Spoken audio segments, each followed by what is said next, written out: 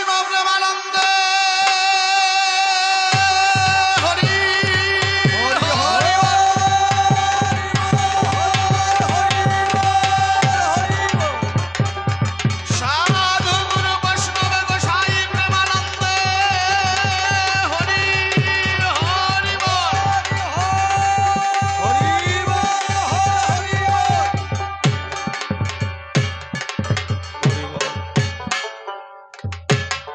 জয় পাগল।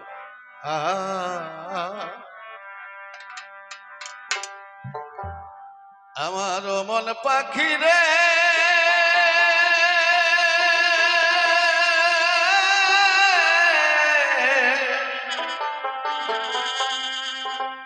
বাজে কথা ছেড়ে দিয়ে কৃষ্ণ কৃষ্ণ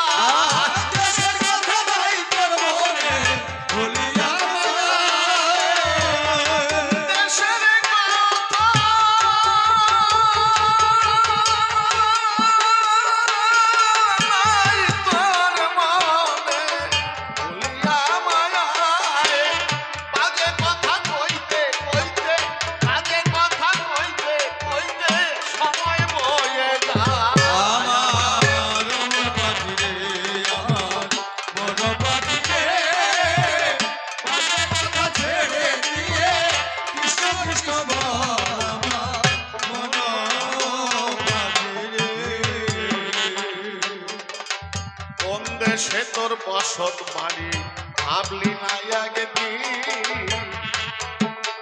মনের লাগে কেঁদে কেঁদে কোনো হলো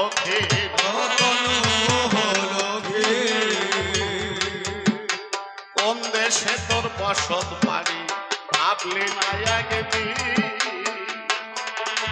মনের লাগে কেঁদে কেঁদে কোনো হলো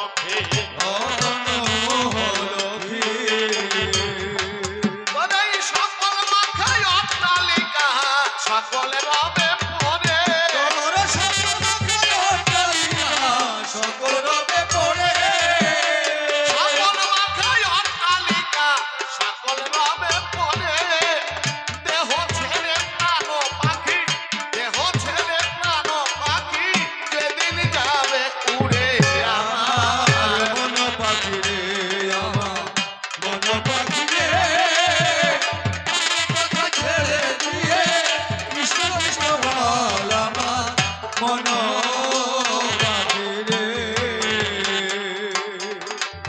কত ভালোবাসা রে মন পেলি জীবন আপন মনে বুঝে দেখ তুই সবাই স্বার্থপর কত ভালোবাসা রে মন পেলি জীবন আপন মনে বুঝে দেখ তুই সবাই স্বার্থপর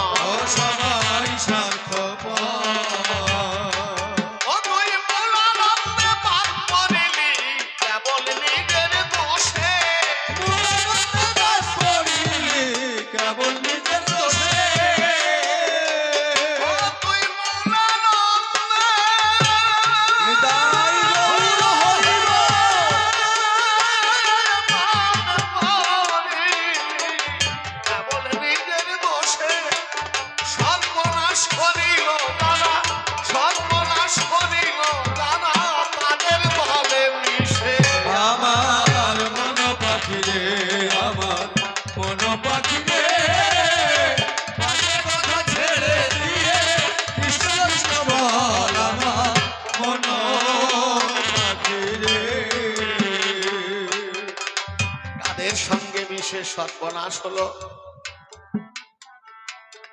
জীবাত্মাকে পরমাত্মা বলছে তারা কেউ আমার প্রতিবেশী নয় তারা সদা সর্বক্ষণ আমার সঙ্গে সঙ্গেই রয় বাবা।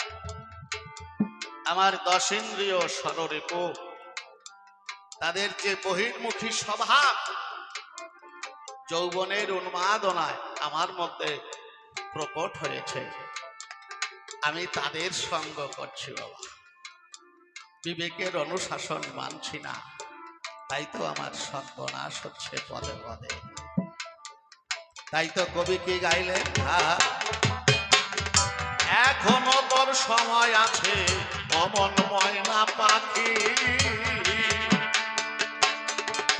কৃষ্ণ বলে ডেকে দেখ তুই হবি চির সুখী,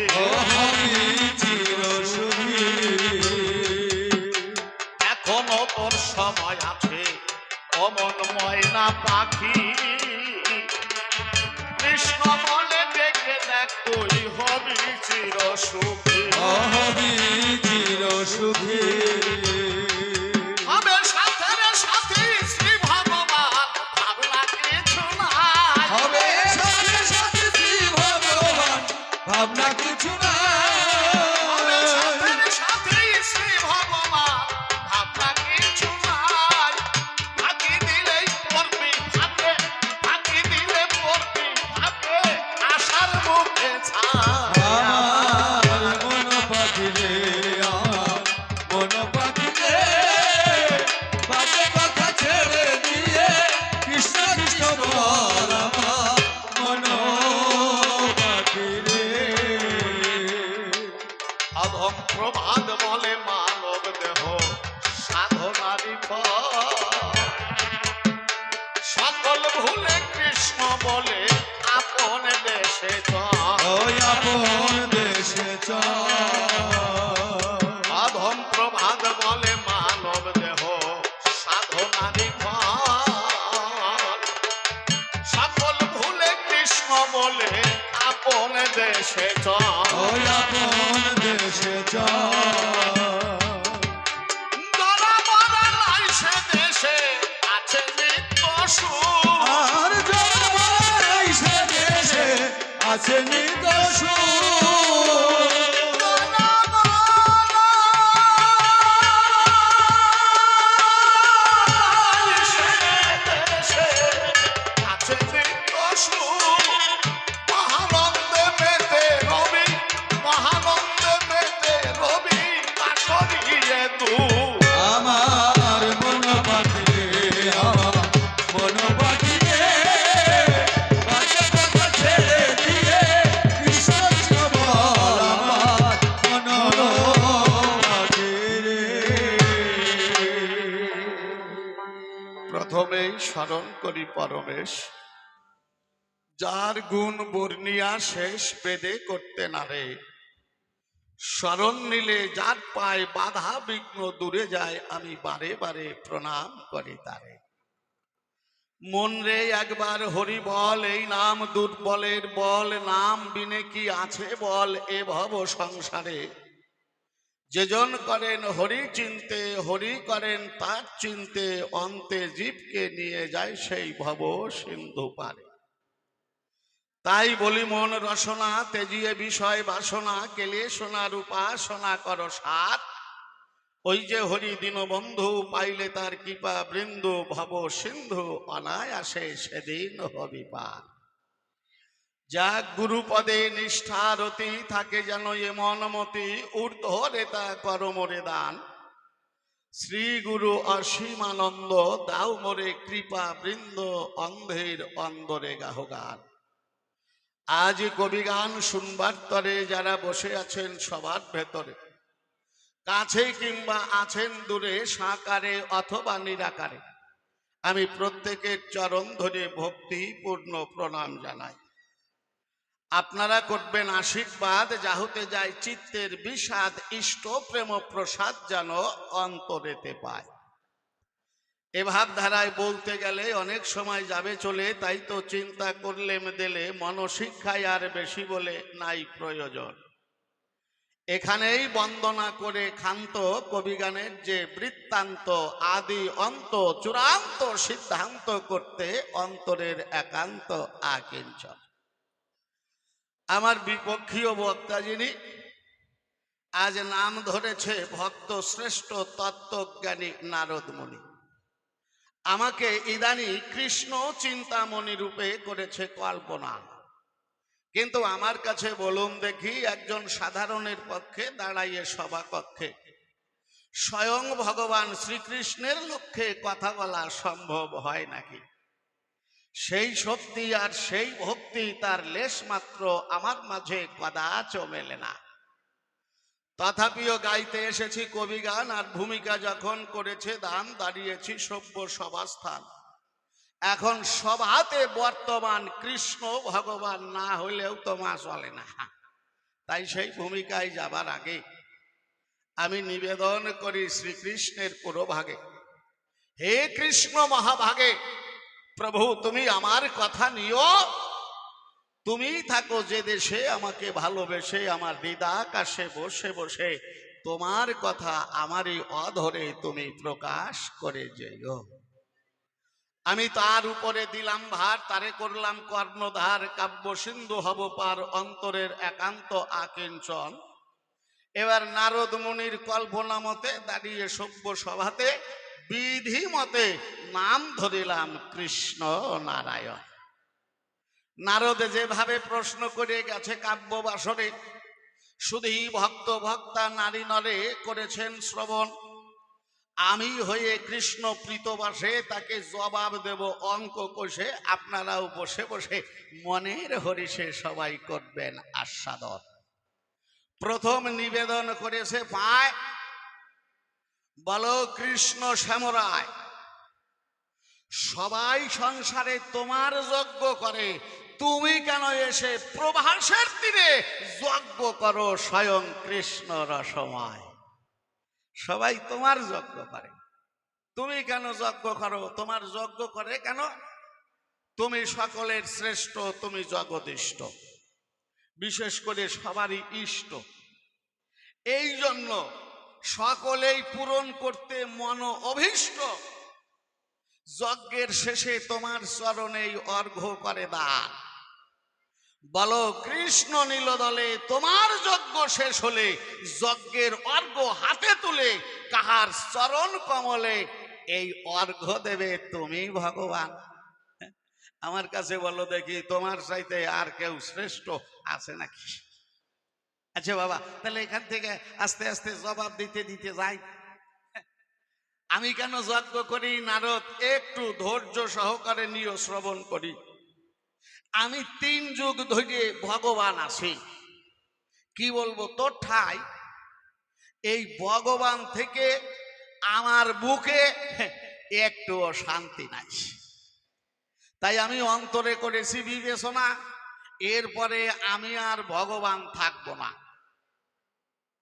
আমি ভক্ত হয়ে এই সংসারে করব অবতরণ। ভগবান হইলে জ্বালা বাবা। দুইজন গন্ডগোল করলো, ভগবানের উপরে বিচার গেল। ভগবান মানে তো বিচারক। ভগবান বিচার করিয়ে যার অন্যায় হইলো তাকে যদি শাস্তি দেয়, যে শাস্তি পাবে সে নিজের কথা ভাববে না, তার যে কর্মটা ভালো না এইটা সে ভাববে না। সে মনে মনে ভাববে ওই লোকটা মতিভণ্ড, তাইতে লঘু পাপে আমাকে দিয়েছে গুরুদণ্ড। আরো যদি সুযোগ পায় তাহলে উল্টো অ্যাকশনে ভগবানের ক্ষতি করারও চেষ্টা করবে, বুঝলি? তা আমি আর ভগবান থাকবো না। নারদ, ভগবান হলে যে কি জ্বালা তা তো তুই বুঝিস না। যদি কোনোদিন ভগবান হতে পারিস সেদিন টের পাবি জ্বালাটা কেন। সবাই ভগবানের কাছে প্রার্থনা করে, মা সাপে ব্যাং ধরছে, তা ব্যাঙের একটা ঠ্যাং ধরছে। ঠ্যাং মানে পা, বোঝেন তো আমার কথা? আপনারা বুঝতে পারছেন তো? তাই একটা ঠ্যাং ধরছে, ব্যাং ছাটাছাটি করছে, ব্যাঙেও ছাড়া পাচ্ছে না, সাপেও কিন্তু খাইয়ে জুত পাচ্ছে না। দুইজনেরই বিপদ। ধরা আহার ছুটে যাবে। সাপে নিবেদন করছে ভগবানের কাছে, ভোজনে চ জনার্দন, হে প্রভু কৃপা করো, আমি যেন এটা সুন্দর করে ভোজন করতে পারি, আহার করতে পারি। সঙ্গে সঙ্গে সাপে দেখছে তো আমার আসন্ন মরণ, এর চাইতে বড় বিপদ আর হয় নাকি? এখন বিপদ হারি মধুসূদন, ব্যাঙে বলছে বিপত্তে চ মধুসূদন, হে প্রভু, তুমি আমাকে এই বিপদে মুক্তি দাও, আমি এখন কোন দিক যাব বাবা? সাপে বলছে তুমি কৃপা করো আমি যেন ব্যাঙটাকে ঠিক মতো খেতে পারি। আর ব্যাঙে বলছে ঠাকুর আমি তো বিপদে পড়ছি, তুমি তো বিপদহারী মধুসূদন, তুমি আমাকে মুক্ত করো। এবার কও দেখি মা আমি কোন দিক যাব, তোমরা একটা পরামর্শ দাও। জ্বালা না? আমি আর কি করব? আমি উভয়ের উদ্দেশ্যে বলতে থাকলাম। সাপরে বললাম শোন, ধরছিস যখন ধরার মতো ধরিস। ব্যাঙরে বললাম শোন, তুই তো মরছিস, তাহলে মরার মতো মরিস। এখন ব্যাঙ আমার কথা শুনলো, ব্যাঙ শুনে ভাবলো তাহলে আমার মরার মতো মূর্তি কইছে মানে লাফালাফি করতে মানা করছে, তাহলে আমি মরিয়ে যাই।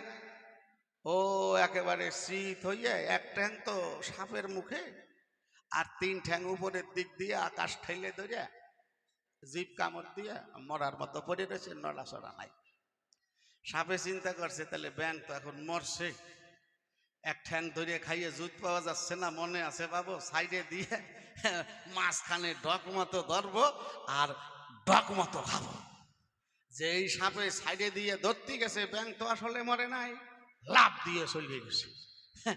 এখন সাপ বলছে ভগবান করলে কি? আমি বললাম আমি করলাম কি, তুই করলি কে হারামজাদা? আমার উপরে মাতব্বরি করলি কে? আমি তো তোরে ছাড়তে কই নাই, আমি কইছি ধরছিস যখন ধরার মতো ধরিস, তুই ছাড়তে গেলি কে?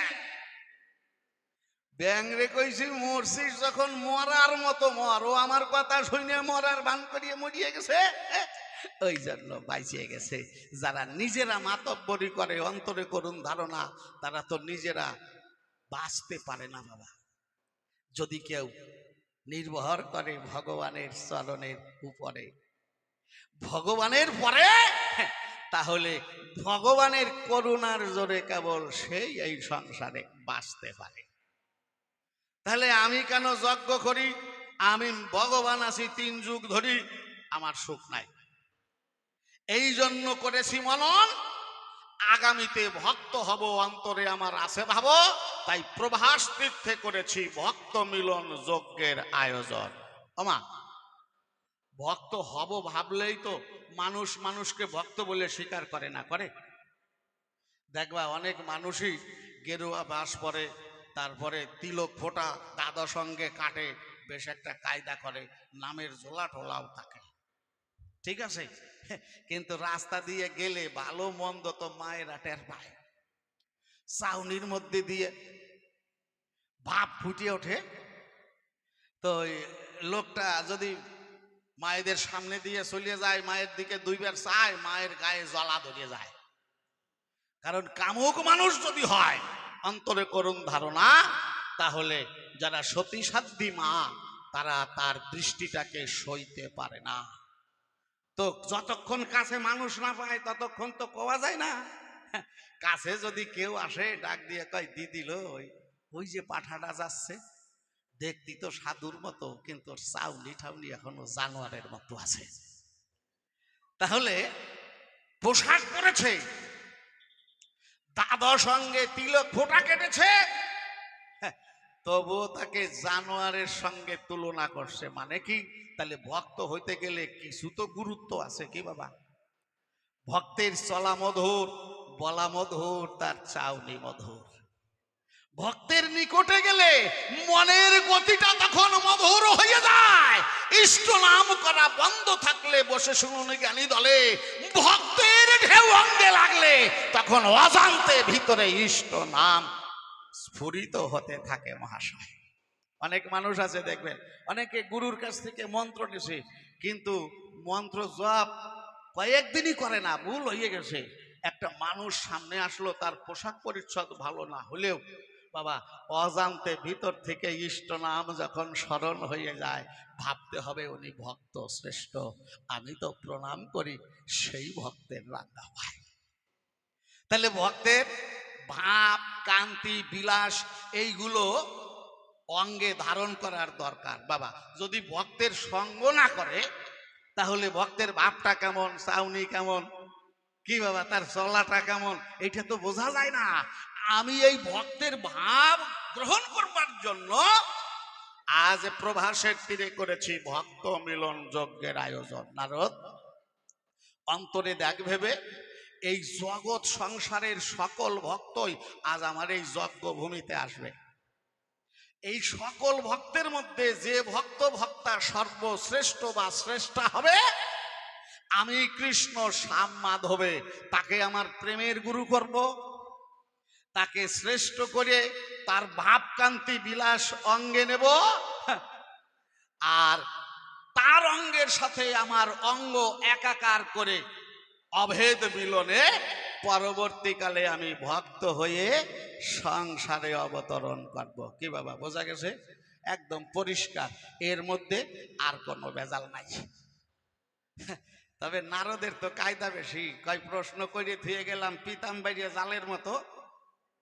জালের ধর্ম আছে, যত তলাবে তত মেলাবে না।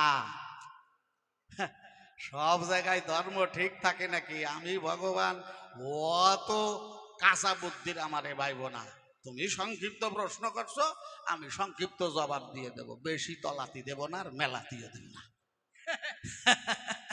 সংক্ষিপ্ত প্রশ্নের সংক্ষিপ্ত জবাব আছে জানেন।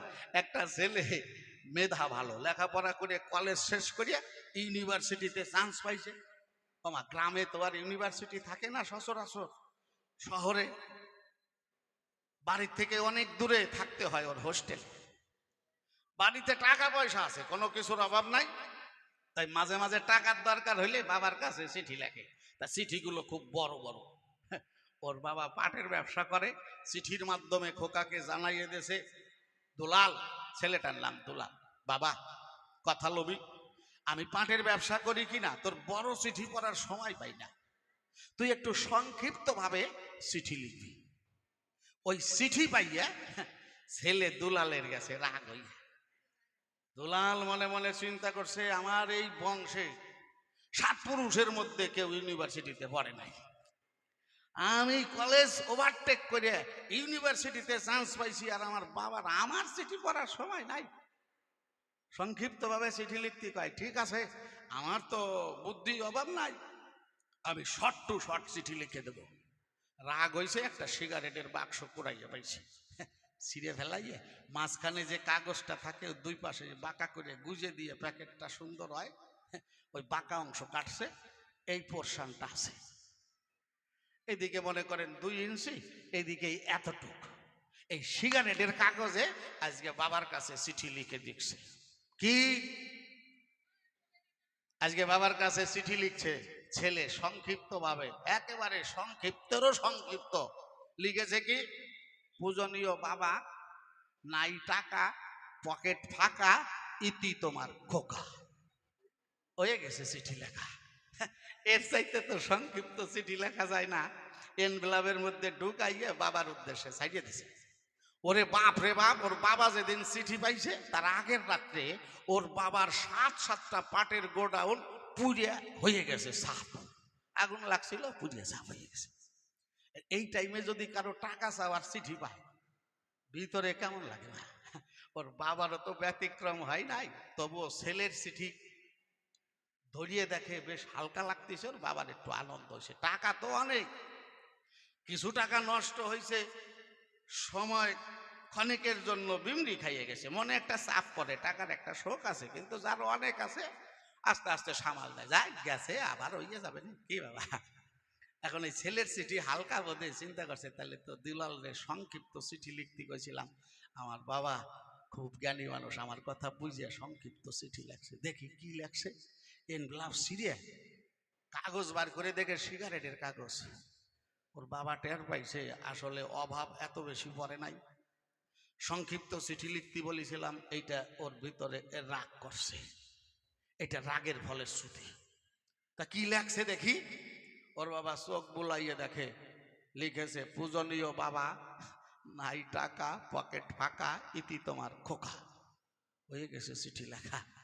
ওর বাবা চিন্তা করছে, সংক্ষিপ্ত চিঠি লিখতে বলেছিলাম, কিন্তু এমন সংক্ষিপ্ত চিঠি লিখেছে খোকা, ও মনে মনে ভাবিয়ে নেছে আমি ওর বাবা একেবারেই বোকা, ওর বুদ্ধি চোখা, আর আমার বুদ্ধি বোকা, ওর বাবা উইগো হট হয়ে গেছে রাগে রাগে। এখন ছেলে তো সামনে নাই, চিঠির দিকে চোখ মোটা করে বলতেছে, দুলাল তুই ইউনিভার্সিটিতে পড়তে পারিস, তোর তো মনে রাখা দরকার আমি তোরে জন্ম দিছি সংসারে, তুই আমারে জন্মাইস নাই। আরে আমি তোর বাবা, আমার বুদ্ধি যদি চোখা না হয় তাহলে তুই ছেলে, ছেলের বুদ্ধি কখনো চোখা হয়? আমার বুদ্ধি যে তোর চাইতে চোখা, তোরে জবাব দিয়ে বুঝাইস। এখন বাবা ও চিঠির জবাব লিখতেছে, আলাদা কাগজ লাগাই নাই ওমা, ওই যে কাগজে ছেলে চিঠি লিখছিল ওই কাগজের উল্টো পিঠে জবাব লিখতেছে। ছেলে লিখছে কি, পূজনীয় বাবা, নাই টাকা, পকেট ফাঁকা, ইতি তোমার খোকা। বাবা উল্টো পিঠে জবাব লিখছে, স্নেহের দুলাল, গুদাম পুড়িয়া সাফ করো মাপ, ইতি তোমার বাপ। ওই গেছে জবাব। তলাতি আমি দেব না, সংক্ষিপ্ত প্রশ্ন তার সংক্ষিপ্ত জবাব দেব। তাহলে আমার চাইতে বড় কে? অনারদ।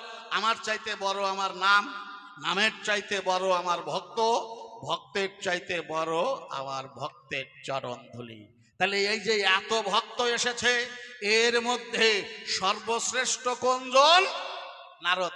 পরিষ্কার বলি, সর্বশ্রেষ্ঠ হচ্ছে একমাত্র ব্রজেশ্বরী রাধিকারত। ধুলাই পরে কান্না করছে, তাই না বাবা?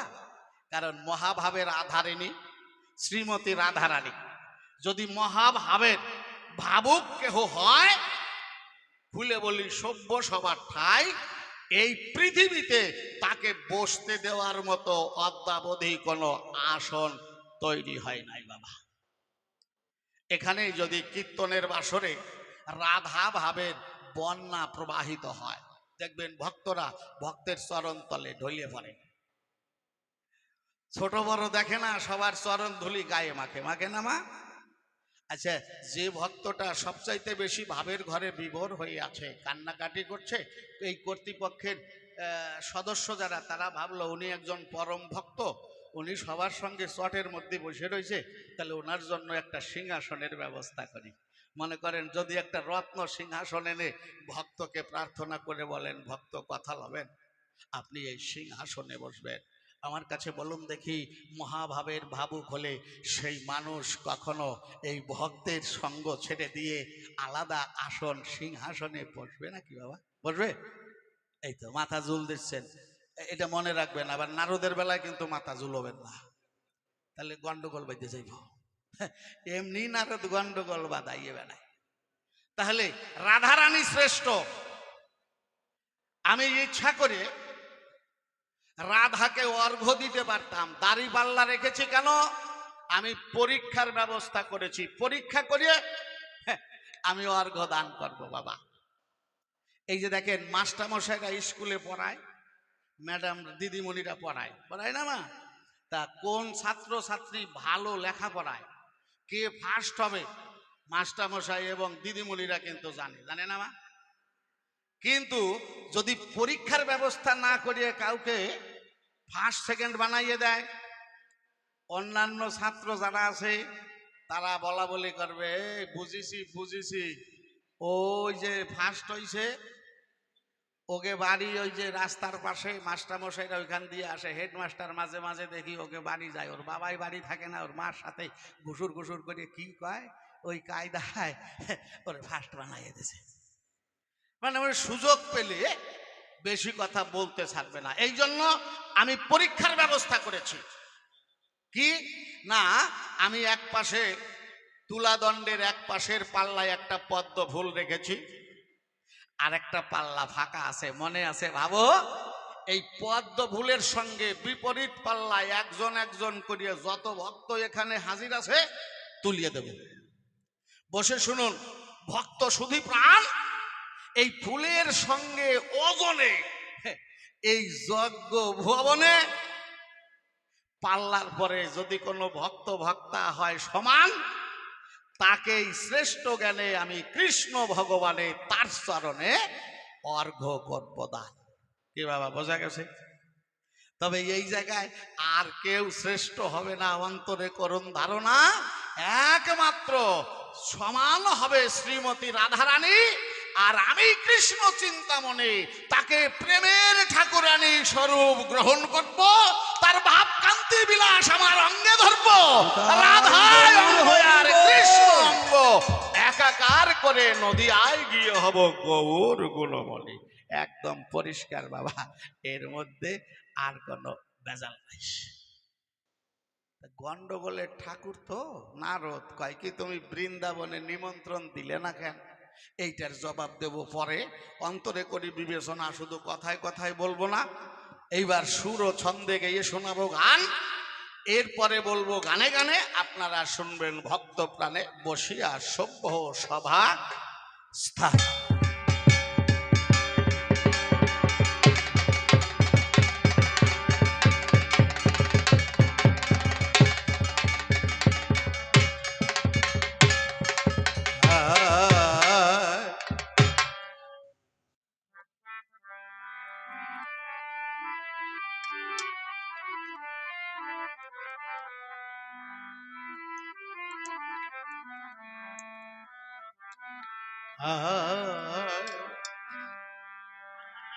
ওরে আমার প্রাণে বধুয়ার দেশে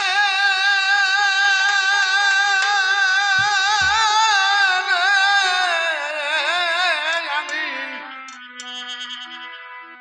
কোন পথে যাই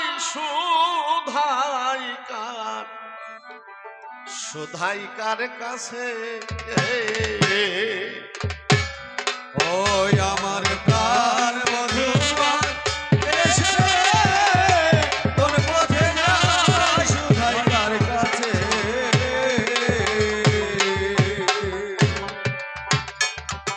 আমি দেশে হারা পাগল পানা, দেশে হারা পাগল পানায় আমার পথ হারাইয়া কোন পথে যায় সুধাইকার কাছে। আমার প্রাণ বধূয়ার দেশে আমি কোন পথে যাই সুধাইকার কাছে।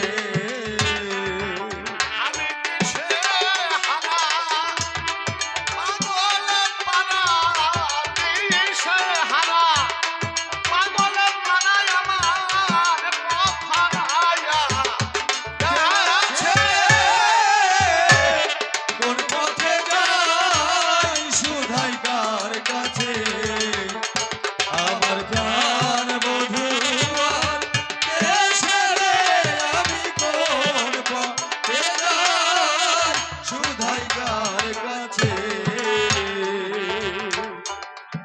মনের ডাকে চলিয়া আমি বাগানা পথ পেয়ে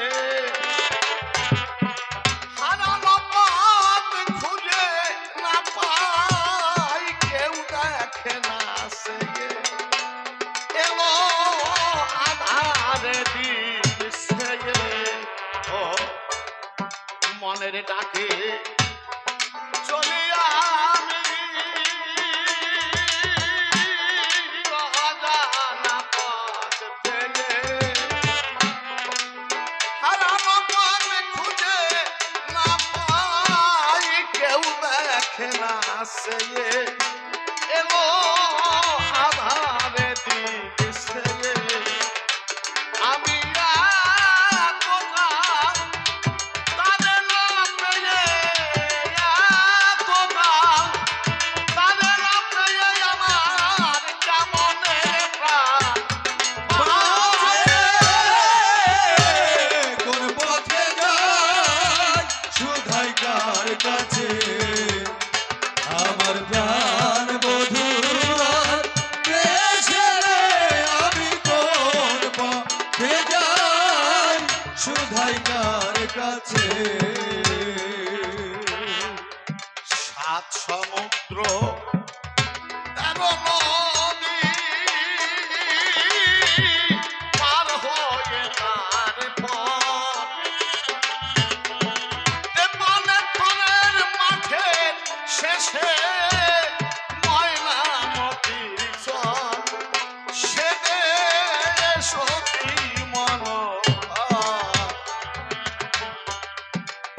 বাবু কবি বলছে পরাণ বন্ধুর দেশে কোন পথে যাবে, কার কাছে জিজ্ঞাসা করবে? তো সেই বন্ধু আছে কোথায়? যাহা আছে বিশ্ব ব্রহ্মাণ্ডে, তাহা আছে দেহ ভাণ্ডে।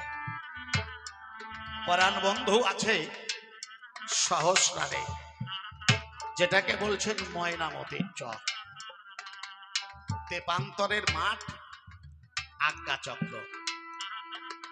যারা গুরুর চরণ আশ্রয় করেছেন তারা জানেন বাবা।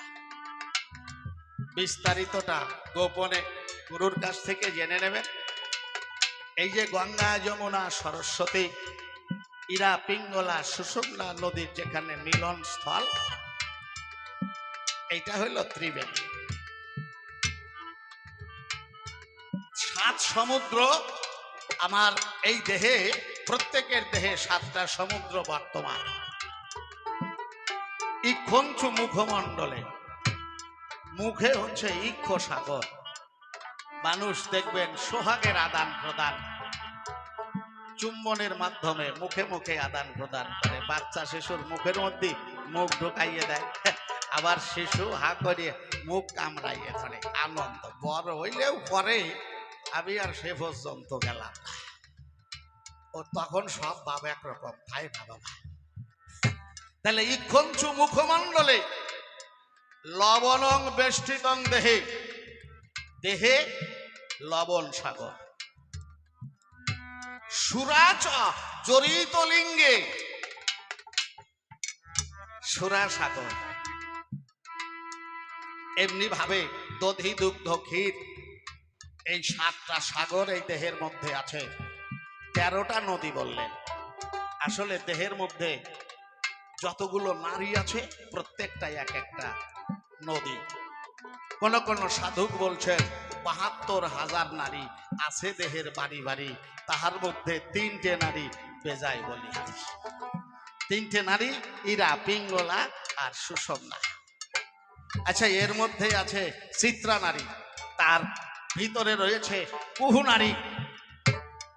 তাহলে এইরকম আরো এই যে 5টা হলো, ইরা, পিঙ্গলা, সুষুম্না, চিত্রা নারী, কুহু নারী, আর এর সঙ্গে আরো 8টা প্রধান প্রধান নদী রয়েছে। এই নদীগুলোকে আশ্রয় করতে হয় বাবা। এই নদী সহযোগে সুষুম্নার দ্বারায় সকলকে শোধন করে আমি রিপুর অধীন হয়ে পড়েছি।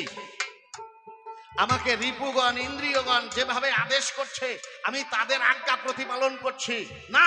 এই সুষুম্নাকে আশ্রয় করে গুরু কৃপার জোরে বিবেককে একমাত্র মালিক তৈরি করে যদি বিবেকের শাসন মতো এই 10 ইন্দ্রিয় ষড়রিপুকে কেউ পরিচালনা করতে পারে, তবে তিনি পরম ধনে ধনী হন। আর গোবিন্দ সেই ভক্তের সঙ্গে অভেদ মিলনে মিলন হয়ে যান। যাক, সময় সাপেক্ষ, তাই কবি কি গাইলেন? 7 সমুদ্র 13 নদী পার হয়ে তার পথ, পালের মাঠের শেষে ময়নামতির চর, সে দেশ অতি মনোহর। আমার প্রাণ বন্ধু সে সনের উপর, প্রাণ বন্ধু সে সনের উপর ঘর বানাইয়া আছে। কোন পথে যায় সুধাই কার কাছে, আমার প্রাণ বন্ধু আর দেশে রে, আমি কোন পথে যাই সুধাই কার কাছে। পাখির মতো পাখা যদি ও থাকতো আমার গায়, উড়ে গিয়ে পড়তাম আমি সেই সোনার গায়। সোনার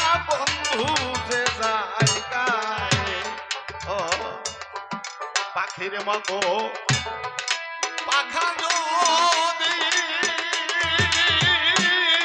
থাকতো আমার গায়,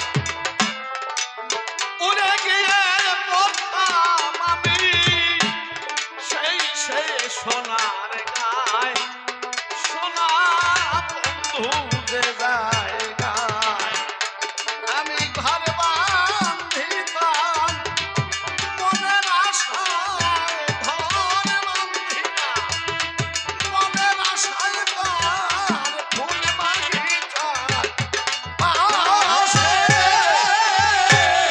কোন পথে যাই শুধাই কার কাছে, আমার প্রাণ বধুর দেশে আমি কোন পথে যাই শুধাই কার কাছে।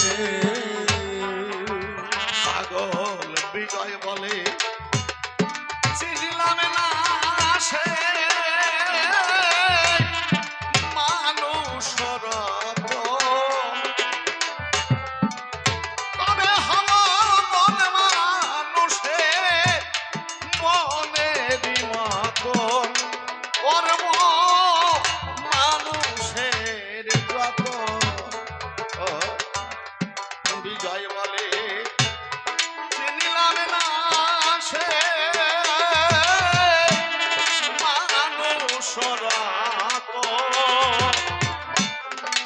তবে হব মন মানুষের মনের মতন, করব মানুষের যতন।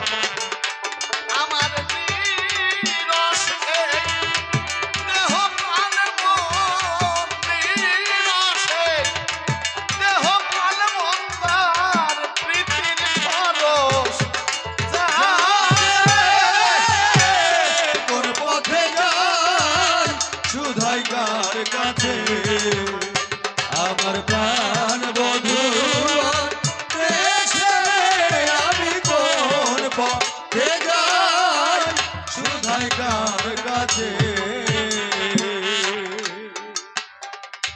আজি কাব্য দ্বন্দ্বে আমি হলাম কৃষ্ণ জনার্দন, আমার বিপক্ষে আছে সে ভক্ত তপোধন, নারদ তপোধন ভক্ত শ্রেষ্ঠ জিজ্ঞাসা করেছে, ঠাকুর তোমার এই যজ্ঞের দ্বারে তোমার মা এসেছে, তোমার সেই যশোমতী মাকে তোমার যজ্ঞের দ্বারি কেন লাঠি দিয়ে প্রহার করলো? মাতা পিতার উপরে শ্রেষ্ঠ আর কেউ নাই। তুমি এই মা মারা যজ্ঞ করে এই সংসারের নারী নরে কি শিক্ষা দেবে তাদের, এইটা তোমার কাছে জানতে চাই। নারদ বাবা, সব যুক্তি সব জায়গায় বেশি। আমি এই সংসারে আসি কেন? পিতা মাতাই সর্বশ্রেষ্ঠ গুরু, এইটাই মানুষকে শিক্ষা দেবার জন্য আসা যাওয়া করি।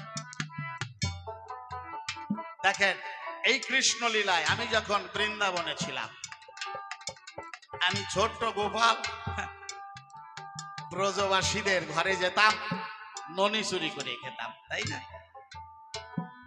এইবার ব্রজ গোপিনী যারা, তারা এসে আমার মায়ের কাছে নালিশ করত, যশোদে তোর ছেলেটা বড় দুরন্ত, ওর জন্য কোনো জায়গায় একটু ননি রাখার কায়দা নাই, ননি তো খায় তারপরে হাড়ি করি সব ভাইয়ে হয়, ওরে একটু শাসন করিস। আমার মা রাগ হয়ে যেত। আমি যদি সামনে আসতাম, আমার মা আমার কান ধরে বলতো, এই কানাই, আর পরের বাড়ি যাবি বল, ননি চুরি করে খাবি? তাহলে মা আমাকে কান ধরে শাসন করছে, আমি তিলক পালক হরি, বিনা বাক্য ব্যয়ে মায়ের শাসন মান্য করি। আমার বাবা একদিন সাজগোজ করে সভায় যাবে, ঘরের দরজায় দাঁড়াইয়ে এদিক ওদিক যেন কি খুঁজছে। আমি ছোট্ট গোপাল এসে বললাম, বাবা তুমি কি কিছু খুঁজছো? তোমার কিছু দরকার? আমার বাবা বলল, গোপাল বাবা, এখানে আমার পাদুকা ছিল, পাদুকা তো দেখছি না। আমি ছুটে দূরে গিয়ে দেখলাম বাবার পাদুকা। আমি বাবার পাদুকা ভক্তিতে মস্তকে ধারণ করে বাবার সম্মুখে এসে হাজির হলাম। আমার বাবা বলছে, গোপাল এ কি পাদুকা কি মাথায় নিতে হয়? তুই তো হাতে করেও আনতে পারতি, মাথায় করে এনেছিস কেন? আমি বললাম, বাবা পাদুকা মাথায় নিয়ে আমি পরমানন্দ লাভ করছি। আমার বাবা বলল, কিরকম? আমি বললাম, বাবা এই পাদুকা মস্তকে ধরে আমার মনে হচ্ছে আমি গোটা স্বর্গটাকে মস্তকে ধারণ করেছি। কেন তোর এইরকম মনে হচ্ছে কেন? বলছে, বাবা শাস্ত্রে বলেছে পিতা ধর্ম পিতা স্বর্গ, পিতা হি পরমং তপ প্রীতরি প্রীতিমা প্রণ্যে প্রিয়ন্তে সর্বদেবতা। তা পিতা যদি ধর্ম, পিতা যদি স্বর্গ হয়, আমার সেই স্বর্গ যে পাদুকার পরে দাঁড়ায়, আমি সেই পাদুকা মাথায় করে আমার ভাব হচ্ছে অহংকারে আমি গোটা স্বর্গটাকে মস্তকে করে নিয়ে এসেছি। তাহলে পিতা মাতার ভজন শিক্ষা করবার জন্য যাতে জিগে প্রশিক্ষণ পায়, আমি তার জন্যই আসা যাওয়া করি, বারবার করি বাবা। কিন্তু আজকে আমার মা আজকে আমার মা যজ্ঞের দ্বারে দাঁড়ির করে প্রহারিত কেন বাবা? মা আরেকটা কথা ভালো করে শুনে রাখো, এই যে আমরা সবাই সংসারে এসেছি, আমরা কর্মফল ভোগ করতে এসেছি। এটা হলো সংশোধনাগার। এই সংসারে যারাই আসে কর্মফল ভোগ করবার জন্য সংশোধনাগারে আসে। রাজনৈতিকভাবে দেশের দিক থেকে প্রত্যেকটা নাগরিকের দেশের প্রতি কর্তব্য আছে, তার আইন শৃঙ্খলা মেনে চলার বাধ্যবাধকতা আছে। যদি নিয়ম ভঙ্গ করে তাহলে প্রশাসন থেকে ধরে নিয়ে যাইয়ে জেলে ভরে দেয়, ওরে কয় সংশোধনাগার। কিন্তু এই গোটা বিশ্বটাই এই মানব জাতির জন্য একটা সংশোধনাগার। কারণ আমরা তো এই দেশের বাসিন্দা নই, আমরা একদিন নিত্য আনন্দ ধামে ছিলাম, সেখান থেকে কোনো না কোনো ভুল করেছি, সেই কর্মফল ভোগ করবার জন্য আমরা এই সংসারে নেমে এসেছি বাবা। আমার মায়ের গায়ে ঠিক সেই রকম একটা কর্মফল ছিল, যার জন্য তাকে প্রহার করেছে। আমি সেটা বলবো, তার আগে আমি নারদকে ছোট্ট একটা গল্প দিয়ে বলি বাবা। জানা থাকলে সব যুক্তি সব জায়গায় মেশে না, যেটা যে জায়গায় না মেশে সেই জায়গা বলিয়া গন্ডগোল বাঁধাইস না বাবা। তোর চরণে প্রণাম জানাইস, কারণ আমি তোরে যুগে যুগে ভয় পাই। ওর এমন কাজ নাই, ও পারে না বাবা। খালি নিবেদন করলাম, যেটা যে জায়গায় মেশে না সেই জায়গায় সেটা খাটাইয়া গন্ডগোল বাতাস। গল্পটা কি মা, একটা ছেলে স্কুলে যায়, লেখাপড়া ভালো করে না, নাম হচ্ছে মানকে। এক ক্লাস 4-এ 14 বার ফেল করছে। মাস্টার 3 বার রাগের চোটে টিসি দিয়েছে, ওই স্কুল ছাড়ে না, রেগুলেশন পাক্কা রাখে, রবিবার ওই স্কুলে যায়। আর বোঝেন প্রাইমারি মাস্টার, বর্তমানে যে হেড মাস্টার তার চাইতে মানকের বয়স বেশি। 4-এ 14 বার ফেল করছে, তার আগের কয়টাই তো 2-4 বার করে করছে নাকি। এখন অবস্থা কি, বিজ্ঞান পড়াইতে মাস্টার আইছে, বিজ্ঞানের মাস্টার পড়াচ্ছে, তোমরা মন দিয়ে শোনো, ভেরি ইম্পর্টেন্ট কোশ্চেন, পরীক্ষায় আসার মতো, দরকার হয় লিখে রাখো। কি, যারা সিবাইয়া খায় তারা বাচ্চা দেয়, আর যারা গিলে গিলে খায় তারা ডিম পাড়ায়। মাস্টার তো পড়াইয়ে চলিয়ে গেছে, মাইনকে মনে মনে ভাবতিছে, এই তো মাস্টার কি পড়াইলো, যারা সিবাইয়া খায় তারা বাচ্চা দেয়, আর যারা গিলে গিলে খায় তারা ডিম পাড়ায়। ওর ব্রেন খুলে গেছে, ওর বাড়িতে আছে ঠাকুরমা বুড়ি, 82 বৎসর বয়স। ও জন্মের পরে কোনোদিন বুড়ির গালে দাঁত দেখে নাই। ও চিন্তা করছে এই তো আমার বুড়ি ঠাকুরমা তো গিলে গিলে খায়, দাঁত নাই, তাহলে তো ঠাকুরমা ও ডিম পাড়ায়। আজকে বাড়ি যাব, ঠাকুরমার ডিমের অমলেট দিয়ে ভাত খাবো। বাড়ি যাইয়ে মা এখন মানকে মুখ ভারী করিয়ে ঘরে বসে রয়েছে। ঠাকুরমা আসছে, আপনারা সবাই জানেন আসলের চাইতে সুদের পোড়া বেশি। মানে নাতি নাতনির প্রতি তার মা বাবার চাইতে দাদু ঠাকুরমার ভালোবাসাটা একটু বেশি হয় বাবা, দরদটা বেশি হয়। তা ঠাকুরমা গিয়ে বলছে, দাদু তোর খিদে ভাই নাই? আজ প্রত্যেক দিন স্কুল থেকে এসে ভাত খাস, তোর খিদে ভাই? আজকে ঘরে বসে রয়েছিস, খিদে ভাই নাই, চল ভাত খাবি। মাইন্ড গার একদিকে মুখ ঘোরায় কয়, হা বুড়ি যাও, তুমি আমারে ভালোবাসো না? ঠাকুরমা কয়, কোষ কি, আমি তোরে ভালোবাসি না, কারে ভালোবাসি? আর তুই আমার এইরকম মুখের উপরে এত বড় একটা কথা কইতে পারলি? তোর ঠাকুর দাদায় চলে যাওয়ার পরে আমি তো তোর ভরসায় বাইসে রয়েছি, আর সেই তুই আমারে কইলি আমি তোরে ভালোবাসি না? এই চল ভাত খাবি। কয়, শোনো আমি ভাত খাইতে পারি, আমার ডিমের অমলেট করিয়ে দেবা? ঠাকুরমা কয়, এই দাদু ভাই আমি ডিম পাবো কোন জায়গায়? আমি কি হাঁস মুরগি পুষি?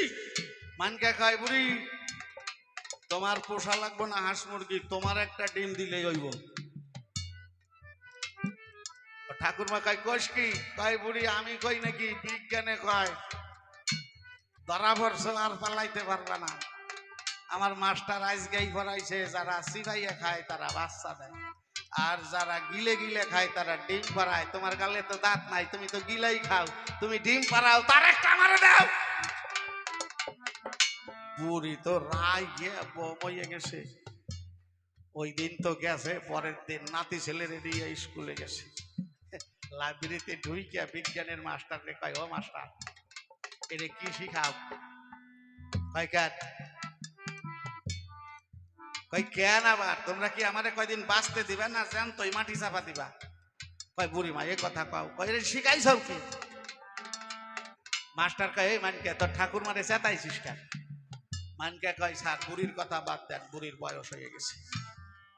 বুড়িরে জিজ্ঞাসা করেন তো গালে দাঁত আছে নাকি? মাস্টারও সেরকম। মাস্টার কয়, ও বুড়িমা তোমার গালে দাঁত আছে? কয়, কাউ কি? আমার এখন 82 বছর বয়স, তো আরো 40 বছর আগে সব দাঁত পড়িয়ে গেছে। মানকে কয়, এই তো স্যার দেখেন বিজ্ঞানে ধরা পড়িয়ে গেছে। কালকে এই তো আপনি নগদ করাইলেন, যারা চিবাইয়ে খায় দাঁত থাকলে তারা বাচ্চা দেয়, আর যাকে দাঁত নাই গিলে গিলে খায় তারা ডিম পাড়ায়। বুড়ির গালে দাঁত নাই, বুড়ি গিলে খাইয়ে ডিম পাড়ায়, আমি কি একটা ডিম চাই অন্যায় করছি? মাস্টার টের পাইছে এই রোগেই ঘোরা মারছে। মাস্টার মানকারে করে মানা, বাবা মানিক সব যুক্তি সব জায়গায় খাটে না, বিশেষ করে বিজ্ঞানের ফর্মুলা নিয়ে ঠাকুরমার গালের মধ্যে বলিস না। তবে শোনো নারদ, আমার মায়ের গায়ে কোন কর্ম ফলবার হয়, কি কারণে তারই তাকে লাঠিরা আঘাত দেয়। আমার মা এই জন্মে যশোমতী, এর আগের জন্মে আমার মা ছিল ধরাসতী, তার আগের জন্মে সত্য যুগে আমার মা ছিল কর্দম গৃহিণী দেবাহুতি। আমি তখন তার ছেলে রূপে জন্মগ্রহণ করেছিলাম, আমার নাম ছিল কপি। সেই সত্য যুগের ঘটনাটা কি? নৈমিষারণ্যে আছে যত মুনি ঋষিগণ, সবাই মিলে ব্রহ্মযজ্ঞের করেছে আয়োজন। বিধান রেখেছে এই যজ্ঞে যারা যারা আসিবে তাদের সকলকে একাধারে ব্রহ্ম জ্ঞানী হতে হবে। পুরুষ হলে হবে ব্রহ্মজ্ঞানী, বলি পাশাপাশি মহিলা হলে হতে হবে ব্রহ্মজ্ঞ মহিয়সী। পুরুষের মধ্যে ব্রহ্মজ্ঞানী যদিও পাওয়া যায়, মহিলাদের মধ্যে ব্রহ্মজ্ঞ মহিয়সী পাওয়া দুষ্কর বিষয়। কি বাবা, মহিলারা তো ঘর সামলায়, তারা তো বিশেষ সাধন ভোজন বেশি করে না। তবে আমার মা দেবাহুতির মধ্যে একটা অদ্ভুত শক্তি ছিল। কি শক্তি? আমার মা কোনো মাধ্যম ছাড়াই জলের উপরে আগুন জ্বালাতে পারত। আমরা আগুন নেভানোর জন্য জল ব্যবহার করি, আর আমাদের আগুন জ্বালাইতে গেলে একটা মাধ্যম লাগে, তাই না? কিন্তু আমার মা মাধ্যম ছাড়াই জলের উপরে আগুন জ্বালাতে পারত। তাই সকল ঋষিবর্গ আমার মায়ের কাছে এলো, ভক্তিপূর্ণ প্রণাম মায়ের চরণে রাখিল। দেখে বলে, শোনো মাগো, তোমারে জানাই আমরা সংকটে পড়েছি, সহযোগিতা চাই। আমার মা বলছে, তোমাদের আবার কিসের সংকট? বলছে, মা আমরা নৈমিষারণ্যে একটা ব্রহ্মযজ্ঞের আয়োজন করেছি, এই যজ্ঞভূমিটা পরিষ্কার করবার জন্য তোমার সহযোগিতা চাই। মা বলো, তুমি কি আমাদের একটু সহযোগিতা করবে? আমার মা বলছে, তোমরা ভালো কাজ করছো, কেন তোমাদের সহযোগিতা করব না? মা সকলকে সহযোগিতা করবে বলে আশ্বস্ত করলো। সবাই ফিরে গেল। সান মার্জনা নিয়ে হাতে মাথা বাহির হইল পথে, কৈলাস হতে ভাবতে লাগলো পাগলা ভোলানাথে। সান মার্জনা শব্দের অর্থ হচ্ছে ঝাঁটা। কোন জায়গা ঝাড় দিতে গেলে ঝাঁটার প্রয়োজন হয়। মা ওই ঝাঁটা হাতে মা যখন পথে বের হয়েছে, ভোলানাথ কৈলাস থেকে চিন্তা করছে, কি মহিলা কেমন ব্রহ্মজ্ঞ মহিষী, মনে আছে ভাবো, আমি স্বয়ং গিয়ে আজি পরীক্ষা করিব। ভাবতে ভাবতে সঙ্গে সঙ্গে পাগলা ত্রিলোচন জঘন্য ভিন্ন কুকুরের রূপ করিল গ্রহণ। একটা জঘন্য ভিন্ন কুকুরের রূপ। কিরকম? অনেক কুকুরের গায়ে ঘা হয় না মা, ওর মধ্যে পোকা কিলবিল করে, ঠিক ওই রকম সারা শরীরে ঘা, তার মধ্যে পোকা কিলবিল করছে। এই রকম একটা, মানে সব দিক থেকে ঘা, মাঝে মাঝে হাড়ও দেখা যায়, এরকম একটা বিকট ভিন্ন জঘন্য কুকুরের রূপ ধরেছে। কে? স্বয়ং ভোলানাথ পাগলা ত্রিলোচন। মায়ের আগে যজ্ঞভূমির পরে করেছে স্বয়ং, যজ্ঞভূমিতে মাথায় এসে আজি দিয়েছে দর্শন। ফাঁকা জায়গা ঝাড় দিয়ে মাথা যদি কুকুরের কাছে যায়, অবহেলায় কর্কশ্বরে কুকুরের পায়, ওরে ঘৃণ্য কুকুর, তোর তো কিছুই জানা নাই, এটা ঋষিদের যজ্ঞভূমি, তোর থাকার অধিকারই নাই। সরে যা, উঠে যা, বারবার করে কয়, কিন্তু কুকুর তো সেই সাধারণ নহে, পাগলা মৃত্যুঞ্জয়। মাকে পরীক্ষা করিতে যজ্ঞভূমিতে আজ করেছে স্বয়ং, ধীরে ধীরে ক্রোধারক্ত মায়ের রক্তিম লোচন। কুকুর ওঠে না মোটে, মাই উঠিল ছোটে, শুনেন নর নারী, তাই ঝাঁটা ধরে কুকুরের পিঠে মারলো মা আজি 3টে বাড়ি। কুকুরের পিঠে যখন মাথা মেরেছে 3টে বাড়ি, সম্মুখে উঠে দাঁড়াইছে সাক্ষাৎ ভোলা ত্রিপুরারি। ঝাড়া দিয়ে তাহার জটা জালে জানো মহাকাল রূপ নিল, আজি রক্ত চক্ষে ভোলানাথ তাহাতে বলিতে লাগিল। ব্রহ্মযজ্ঞ ভূমি পরিষ্কার করিতে মাথা দিয়েছ দর্শন, কুকুরের মাঝেও যে ব্রহ্ম আছে, তুমি কি হইলে বিশ্বরণ। সর্বং খল্লিদং ব্রহ্ম শাস্ত্রেরই ভাষায়, গাছে মাছে লতায় পাতায় কীট পতঙ্গে ধুলি কণায়। সর্বময় যদি ব্রহ্ম থাকে মা, কেন অবহেলা করে কুকুর বলে ঝাঁটা পেটা করলে বড় ব্যথা পাই অন্তরে।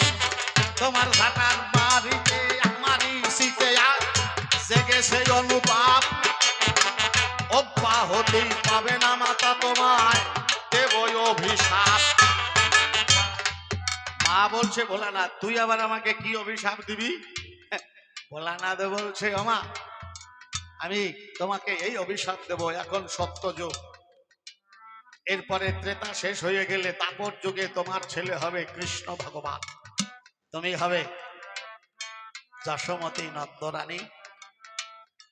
আর তোমার কৃষ্ণ তার লীলা সম্বরণ করার আগে যোগে জাগে প্রভাসের তীরভাগে যজ্ঞের আয়োজন করবে। শোনো মা, তোমার ছেলে যজ্ঞ করলে আমি হব দক্ষিণ দ্বারের দ্বারী।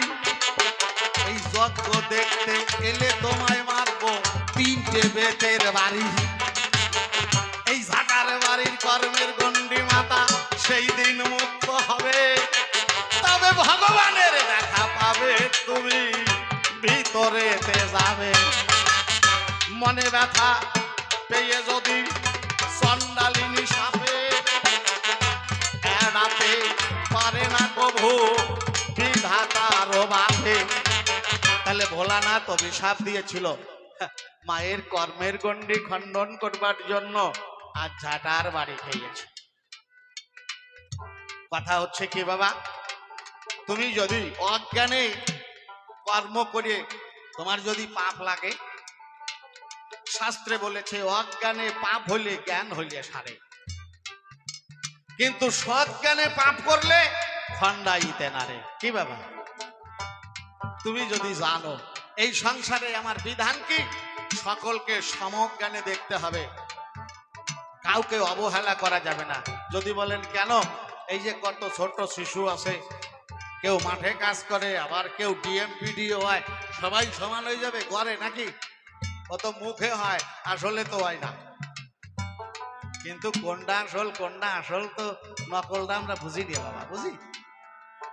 ভগবান এই মর্মে বললেন, এই যে দেহগুলো তৈরি হয়েছে মা, মানুষ বলেন, পশু পাখি কীট পতঙ্গ বলেন, মূলত এই দেহগুলো জড়বৎ, এর চলার শক্তি নাই। তাই দেহটাকে সচল করবার জন্য স্বয়ং ভগবান চৈতন্য সত্তায় আমাদের প্রত্যেকের দেহের মালিক। পরমাত্মা আমার এই দেহের মালিক, এই পরমাত্মাই হচ্ছে স্বয়ং ভগবান, সবার মধ্যেই বিরাজমান। এই সুবাদে সকলকে করতে হবে সমজ্ঞান, ব্রহ্মজ্ঞানটা একেই বলা হয়। কিন্তু অবহেলা করে কাউকে দুর্বল মনে করে যদি তার উপরে অত্যাচার করা হয় অন্যায় ভাবে বাবা, তাহলে কি হবে? এটাকে বলে সজ্ঞানের পাপ। আর যদি তার থেকে কেউ কাউকে অভিশাপ দেয়, সবচাইতে বড় কথা, সেই অভিশাপের পাপ থেকে এই সংসারে কেউ কাউকে মুক্ত করতে পারে না। না হরিনাম কৃষ্ণ নামে মুক্তি পাওয়া যায়, না সাধুগুরু বৈষ্ণবে তাকে মুক্তি দান করতে পারে, কোনোভাবেই বাবা এই অভিশাপের পাপ থেকে মুক্তি পাওয়া যায় না। তবে শাস্ত্রে এটা লিখেছে, এই অভিশাপের পাপ থেকে মুক্তি পাবার একমাত্র পথ, যে সাপ দেবে সে যেভাবে শাপান্ত করবে সেইভাবে তাকে সাপ মুক্তি হতে হবে। অভিশাপ দিয়েছিল ভোলানাথ, শাপান্ত করে দিয়েছে প্রভাসের তীরে, তোমার ছেলে ভগবান হয়ে যজ্ঞ করবে, আমি ওই যজ্ঞের দক্ষিণ দ্বারে দাঁড়িয়ে হয়ে থাকবো, তুমি যজ্ঞ দর্শন করতে আসলে তোমারে 3টে ভেটের বাড়ি বা লাঠের বাড়ি দেবো, সেদিন তোমার ঝাঁটার বাড়ির কর্মের গণ্ডি কেটে যাবে। এই যে বাবা, তাহলে সেই কর্মফল ছিল মায়ের, বুঝাই সভা পরে, এই জন্য ভোলানাথ দাঁড়ি হয়ে দেখো মাকে আঘাত করে। এখানে আমার কিছু তো করার নাই, বিচার যদি একবার হয়ে যায়। এবার একটু অন্তরঙ্গ কথা বলি, বড় করলে পরে আবার সবাই যে উঠে উঠে চলে যাচ্ছে বাবা। যাক, তবু আমি 2-4 কথা তো বলি বাবা। সবাই রাত্রিও অনেক হয়ে গেছে, সবাই তো থাকতে পারে না, এতক্ষণ ছিলেন, আমাদেরকে ভালোবেসে আপনাদের কাছে কৃতজ্ঞ রইলাম। সবাইকে ভক্তিপূর্ণ প্রণাম জানাই। সবাই যেন ঠাকুরের কৃপায় ভালো থাকে। তাহলে এই যে অন্তরঙ্গটা কি বাবা, মা দৈবী মায়ায় আবদ্ধ থেকে নিজের ছেলে যদি ভগবানও হয়, এটা কিন্তু মা বিশ্বাসও করে না, আর ভগবান বলে স্বীকারও করেন না। মা পায় খোকাকে, ছেলেকে।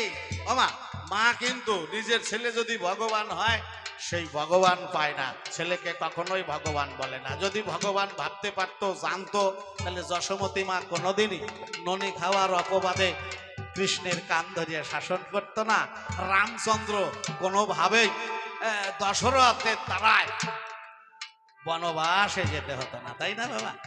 তাহলে মা দৈবী মায়ায় ভগবানকে চিনতে পারে না। তাই ভগবানকে চিনতে গেলে মায়া থেকে মুক্তি পাওয়ার দরকার। সেই মায়ার মুক্তির একমাত্র পথ, সাধু গুরু বৈষ্ণবে যদি কাউকে করুণা করে, দৈবী মায়ার আবরণ তখন তার সরে যায় বুঝে। তবে বিশুদ্ধ জ্ঞান আর দিব্য নয়ন তাহার যে হয়, তাহা হতে বাবা ভগবানকে সেজন চেনে বসুধায়। তবে ভোলানাথ হইল পরম বৈষ্ণবে যখন মায়ের প্রতি তাহার করুণা হলো, দৈবী মায়ার আবরণ মায়ের তখন মুক্ত হলো। আজ নিজের ছেলে ভগবান মা তাহা বুঝিবার পেল, একবার বদন ভরিয়া ভক্তগণে সবাই হরি হরি বল। আমি কিন্তু অন্যায় করি নাই, আমার ক্রিয়া আমি ঠিক করেছি। আমি মাকে ধরে নিয়ে গেলাম, চোখের জলে করলাম মায়ের পদ প্রক্ষালন, মস্তকের উপরে দিয়েছি মায়ের বসিবার আসন। এই জন্য নারদ, তুমি যেন অকারণে আমারে দোষারোপ করো না। তবে আমার ভক্ত, যাতে ভক্তদের একটু মঙ্গল হয় সেই দিকে লক্ষ্য রেখে যা পারো তুমি কর। আমি আর গল্প বলে সময় নষ্ট করব না। আরেকটা প্রশ্ন আছে, সমাধান দিতে হবে। তাই প্রভাসের তীরে যজ্ঞ করো কেন বাবা? এই যে প্রভাস নদী, এইটা সত্য যুগে ছিল পবিত্র। এই ঘটনাটা সবাই একটু ভালো করে শুনবে। সত্য যুগে প্রভাস নদী ছিল অতীব পবিত্রময়। সেদিন যদি এই জলে কেউ স্নান করিয়ে ভগবানকে স্মরণ করত, ভগবান কৃপা করত, ভক্ত ভগবানকে পেত।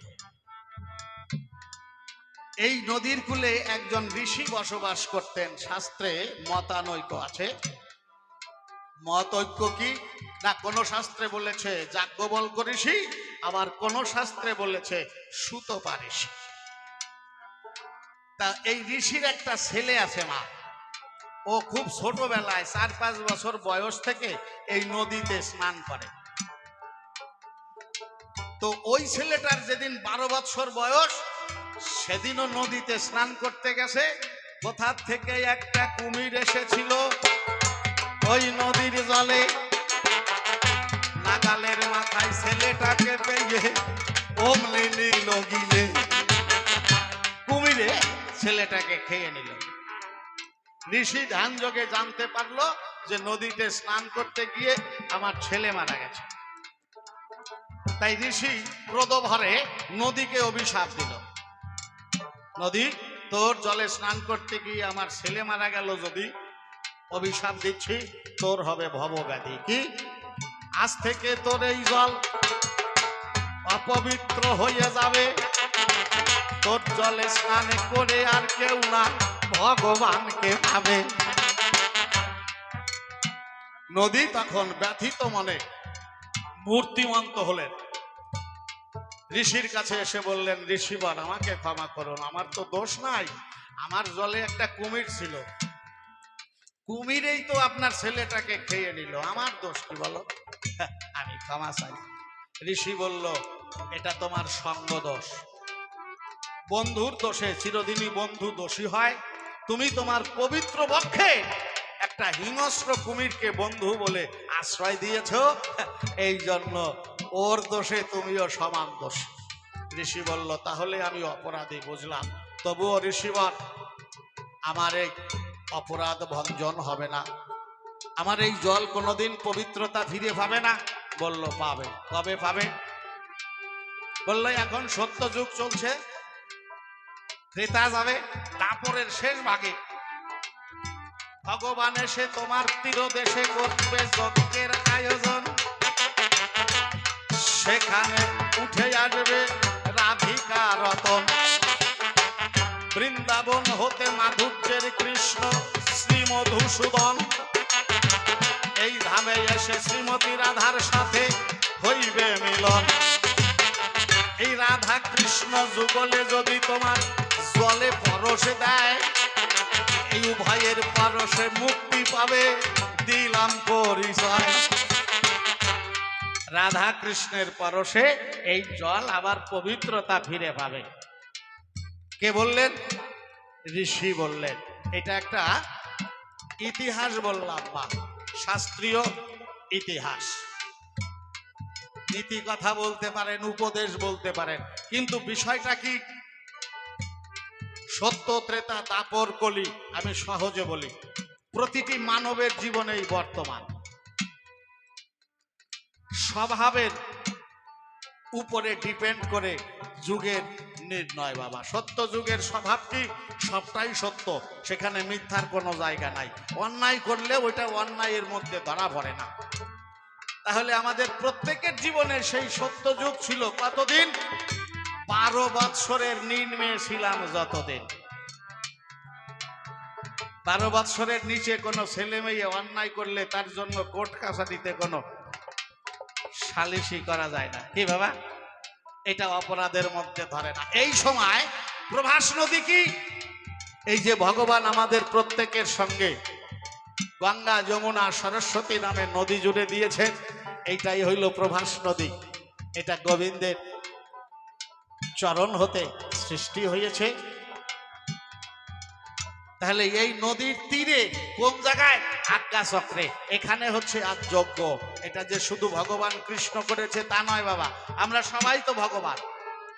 বাবা পাগলা বললেন, তুমি আমি সব ভগবান, বাবার ভীষণ ঘোষণা। কিন্তু আমরা ভগবান হইলেও আমাদের বিকাশটা ভালো হয় না। যদি বলেন কেমন? বাবা, ছোট্ট একটা চারা গাছ যদি আপনি লাগান, তাহলে ওরে ভালো করে বেড়া দিতে হয়, যাতে ছাগল গরুতে না খায়। যদি আপনি বেড়াটা না দেন, লক্ষ্য যদি কম হয়ে যায়, তাহলে ছাগল গরুতে খাইয়ে ফেলাইলে গাছ লাগাইছিলেন, হয়তো 50 বছর পরে এক ঘরে যা কাঠ হইতো তাতে আপনার সমস্ত বাড়ির আসবাবপত্র হয়ে যাইতো। আপনার না হয় আপনার ছেলে রইব, না হয় নাতি রইব, কিন্তু ওই চারাই অবস্থায় যদি ছাগলে মুন্ডু খাইয়ে ফেলায়, সেটা কিছু হইব না। এটা যত্নের অভাব। আমরাও সেই ভগবান থেকে জন্ম নিয়েছি, সম্ভাবনা সব ছিল, কিন্তু ছাগলে খাইয়ে ফেলাইছে, যত্ন করা হয় নাই।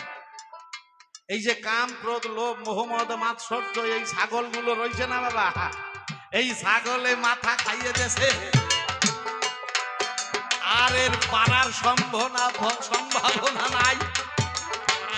অল্পের মধ্যে দিয়ে ধৈর্য ধরে বুঝে নেওয়া চাই। তাহলে এই যে নদী, এইটাই প্রভাস নদী, যে নদীর জলে ভগবানকে ডাকলে ভগবান সবচাইতে বেশি খুশি হয়, ভক্তকে আপন করে নেয়। কিন্তু নদীর জল তো পবিত্র থাকা দরকার। পবিত্র ছিল কতদিন? 12 বছরের নিম্নে ছিলাম যতদিন। এই টাইমে যারা যারা ভগবানকে চোখের জলে ডেকেছে, তারা সবাই গোবিন্দের করুণা লাভ করেছে বাবা। ধ্রুব পেয়েছে, প্রহ্লাদ পেয়েছে, শতানন্দ পেয়েছে, হরিবৎস পেয়েছে, শাস্ত্রে আরো অনেক প্রমাণ রয়েছে বাবা। কিন্তু এই টাইমটা আমরা মায়ার জগতে এসেছি কিনা, খেলাধুলায় আর মায়ার ভালোবাসায় চলে গেছে ভাই। এই জল দিয়ে যে গোবিন্দ সেবা হয় বুঝতে পারি নাই।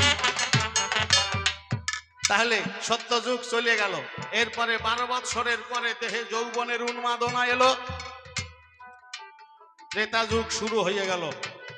ত্রেতা যুগের স্বভাব কি? ত্রেতা যুগের স্বভাব হচ্ছে সন্দেহ। রামচন্দ্র সীতাকে একবার অগ্নি পরীক্ষা নিল, রাবণকে মেরে যখন হনুমান উদ্ধার করে নিয়ে আসলো সীতাকে কাছে, স্পর্শ করতে দেয় নাই প্রথম, বলেছে অগ্নি পরীক্ষা দাও। তাহলে অগ্নি পরীক্ষা দিয়ে সীতাকে অযোধ্যায় নিয়ে এলো। আবার ৫ম মাসের গর্ভাবতী অবস্থায় আবার সন্দেহ করে তাকে গভীর জঙ্গলে নির্বাসন দিল। এই যে ত্রেতা স্বভাব হচ্ছে সন্দেহ।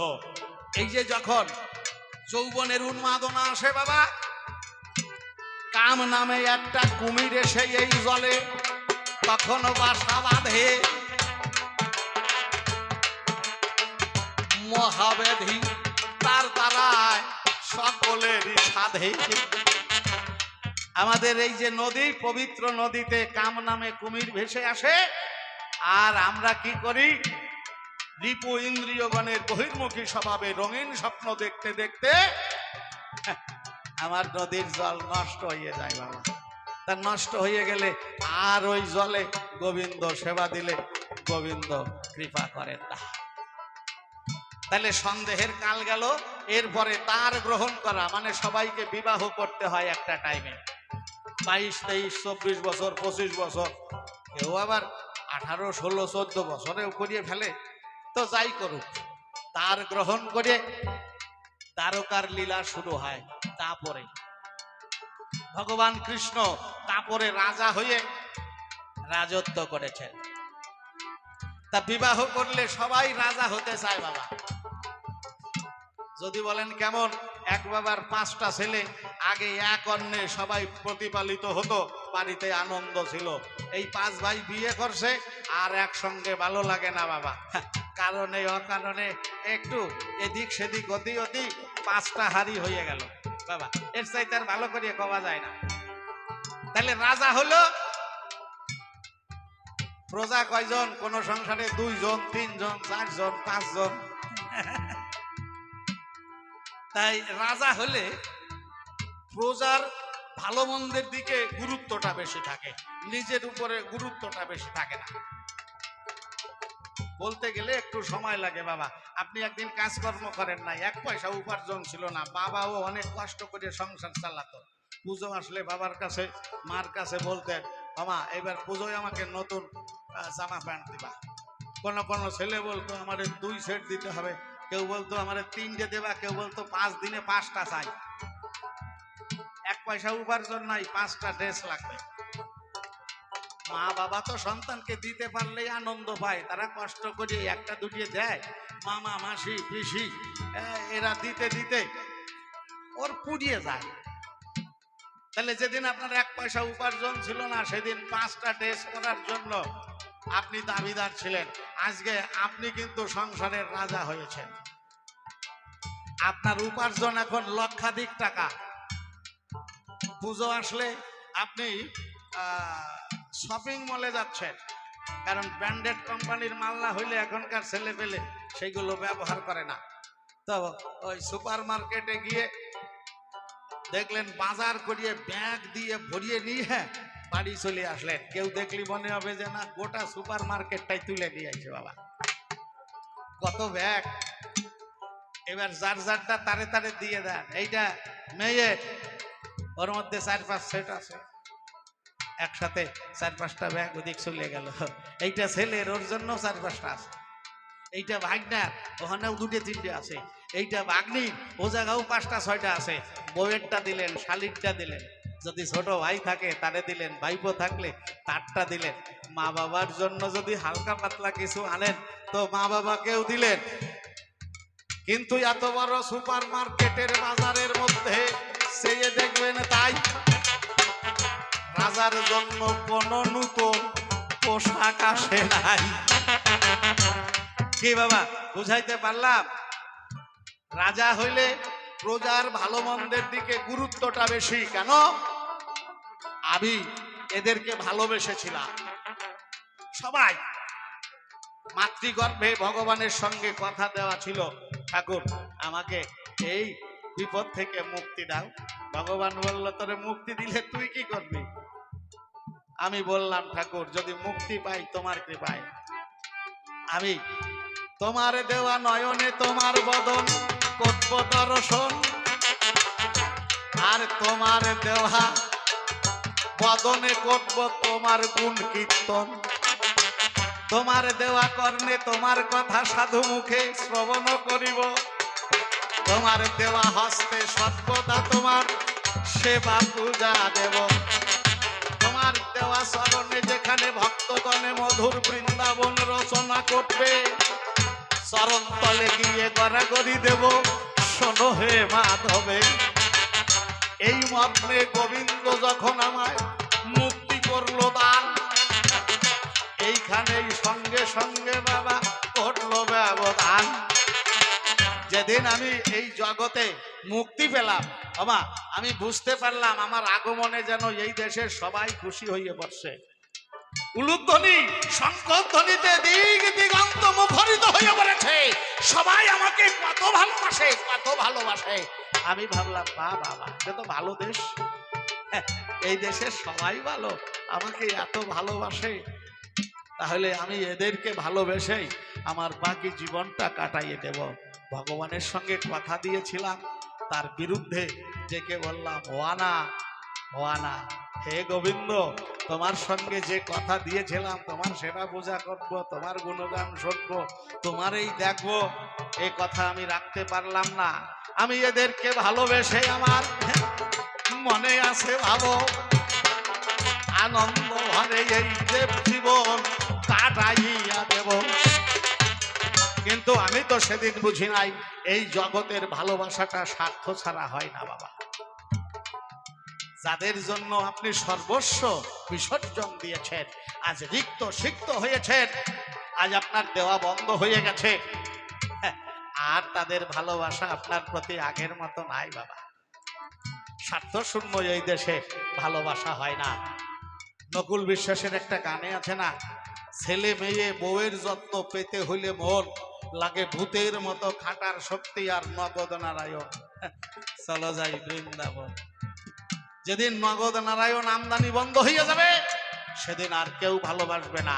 আপনি যাকে সবচাইতে বেশি ভালোবাসতেন সবার আগে সেই আপনার মৃত্যু কামনা করবে। এখানে যারা রয়েছেন আমি গোবিন্দের কাছে প্রার্থনা করি সেই ভয়ঙ্কর দিন যেন ভক্তদের জীবনে নেমে না আসে, কিন্তু এটা বাস্তব দেখা যায় না। তাহলে সেদিন কি হবে? সেদিন কিন্তু আর এই সংসারের রাজা হয়ে রাজত্ব চালাতে ইচ্ছা করবে না। সেই দিন গোপনে গোপনে নয়নের বাণে গোবিন্দের কাছে প্রার্থনা করবেন, হে গোবিন্দ কথা নিও, তুমি বিশ্বের প্রাণ প্রিয়, যত শীঘ্র সম্ভব তোমার চরণে আমাকে একটু জায়গা করে দিও। বাবা তাহলে প্রভাস যজ্ঞের এটাই হইল মূল আলোচনা। আজকে প্রভাস যজ্ঞের আয়োজন করেছে, যেদিন গোবিন্দের কথা স্মরণ হবে, স্মরণ হলে আমি তো এ যাবৎ পর্যন্ত ভক্ত সঙ্গ করি নাই, ভক্তের চলা কেমন, বলা কেমন, চাউনি কেমন, এর কোনোটাই আমার লাভ হয় নাই। আজ এখানে সাধুগুরু বৈষ্ণব ভক্তগণের আগমন ঘটেছে, যদি রাধা সম কোন ভক্তের করুণা অন্তরে দেখুন ভেবে, সেদিন কুণ্ডলিনী জাগ্রত হলে অন্ধকার ঘরে সেদিন আলো জ্বলে উঠবে। ধীরে ধীরে জীবাত্মা রাধারানী হবে। কুণ্ডলিনী বড়াই বুড়ি জীবাত্মা রাধারানীকে সঙ্গে করে ষটচক্র ভেদ করে দ্বিদল পদ্মে এসে তখন জীবাত্মায় আর পরমাত্মায় মধুর মিলন ঘটাইয়ে দেবে। এই নদীর জল পবিত্রতা ফিরে পাবে, তুমি নিত্য সেবার অধিকারী হবে। সহস্রারের পরপারে রাধা গোবিন্দের মিলন হয়ে ভক্ত আর ভগবানের অভেদ মিলন হবে। এই যজ্ঞ আমি করেছি আয়োজন। আমি কে?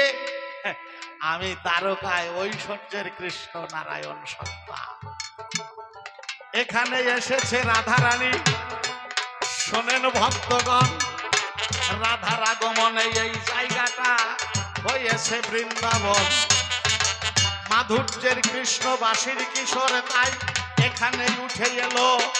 দেখো রাধার সঙ্গে মিলন হয়ে বাবা একাকার হয়ে গেল। এই রাধায় অঙ্গ আর কৃষ্ণ অঙ্গ হইবে এক অঙ্গ।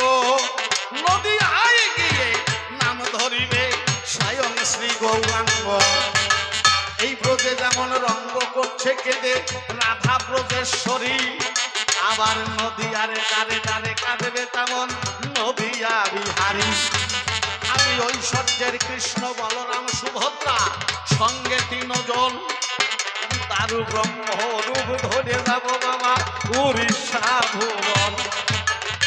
উড়িষ্যায় গিয়ে জগন্নাথ হয়ে লীলা করতে চাই, প্রভাত যজ্ঞের আলোচনা করলাম সভ্য সবার ভাই। আচ্ছা ভক্তগণ চলে যাচ্ছে, তবে আমাদের গান এখনো অনেক সময় হবে, তাই আমি আর আলোচনা বাড়াবো না। অল্পে অল্পে আমার মতোই আমি করলাম সমাধান। এরপরে নারদ মুনি আসবে সভাস্থান, দেখি এসে কোন ভাবে আমার কোন কথা বলে, হয়তো হাসাবে আর কাটাবে এসে সকল ভক্ত দলে। আমি কেন অকারণে তারে বেশি বলতে যাই, অল্পে অল্পে সাঙ্গ পক্ষ আমি সভ্য সবার খাই। তবে আর বেশি কথা বলবো না, ছেড়ে দিয়ে যাবো আমার কবির কল্পনা। যেভাবে তেন্দ্রসভদ্র করেছিল দান, ধরিয়ে ধরিয়ে এক এক করে দিলাম সমাধান। হয়তো তাদের জবাব দিতে রাখি নাই বাকি, এইটা ভেবে মনে মনে হলাম বড় সুখী। প্রথমে নিবেদন করেছে আমারে, বলো বলো বলো তুমি কৃষ্ণ সারা ছাড়ে, সবাই তোমার যজ্ঞ করে সমাপন, তুমি কেন যজ্ঞ করো বলো হে এখন। তার জবাব দিলাম আমি সভ্য সভা চাই, ভগবান ছিলাম এরপর ভক্ত হতে চাই। ভক্ত হতে গেলে জানার প্রয়োজন, ভক্ত সঙ্গ করার আছে প্রয়োজন, এই জন্য ভক্ত মিলন যজ্ঞের আয়োজন। আমি তো এখানে করলাম জনার্দন, যত ভক্ত এখানে আসবে তার মধ্যে যে ভক্ত সর্বশ্রেষ্ঠ হবে তার ভাবে কান্তি আমি করিব গ্রহণ, তার সঙ্গে অঙ্গ ঘটাবো মিলন।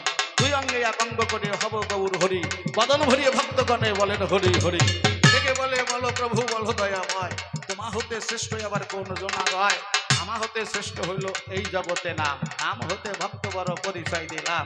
আমার চাইতে শ্রেষ্ঠ ভক্ত যেজন হবে তারই ভাব নেব আমি শ্যামলমাত হবে। এরপরে ডাক দিয়ে বলে আমার ভাই, দাড়ি পান্না লাগলে কেন তাই জানিতে চাই। পরীক্ষা করবো ভক্ত সকলে, এই জন্য দাড়ি পাল্লা রেখেছি নীল দলে। এক পাশে পদ্ম আছে মনে আছে ভাবো, আর এক পাশে সবাইকে আমি তুলিয়ে দেব।